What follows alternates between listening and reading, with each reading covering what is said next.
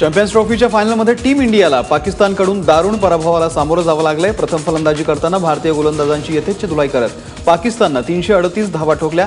339 धावांचा पाठलाग करताना भारताचे महारथी फलंदाज अतिशय स्वस्तामध्ये माघारी परतले।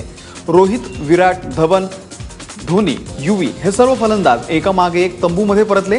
हार्दिक पंड्यानं धडाकेबाज फलंदाजी करत सामन्यामध्ये थोडी जान आणली, मात्र तो देखील रनआउट झाला आणि अखेर पाकिस्ताननं 158 धावांमध्येच भारतीय संघाला गुंडाळून चॅम्पियन्स ट्रॉफीवरती कब्जा मिळवला। चॅम्पियन्स ट्रॉफीच्या महामुकाबल्यामध्ये भारतीय क्रिकेट संघाला पराभवाचा सामना करावा लागला असला तरी सुद्धा भारतीय हॉकी संघानं मात्र पाकिस्तानचा धुव्वा उडवलाय। भारताच्या हॉकी संघानं पारंपरिक प्रतिस्पर्धी पाकिस्तानचा 7-1 असा धुव्वा उडवला। लंडनमधल्या वर्ल्ड हॉकी लीग सेमीफायनलच्या साखळीमध्ये भारताचा हा सलग तिसरा विजय ठरला।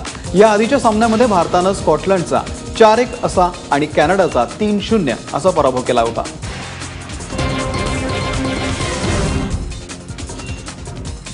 तिकडे भारताच्या किदंबी श्रीकांतनं इंडोनेशिया सुपर सिरीज बॅडमिंटन स्पर्धेच्या विजेतेपदावरती आपलं नाव कोरलंय। या स्पर्धेच्या अंतिम सामन्यामध्ये श्रीकांतनं जपानच्या काझुमासा साकाईचा 21-11, 21-19 असा 2 गेम्समध्ये धुव्वा उडवला।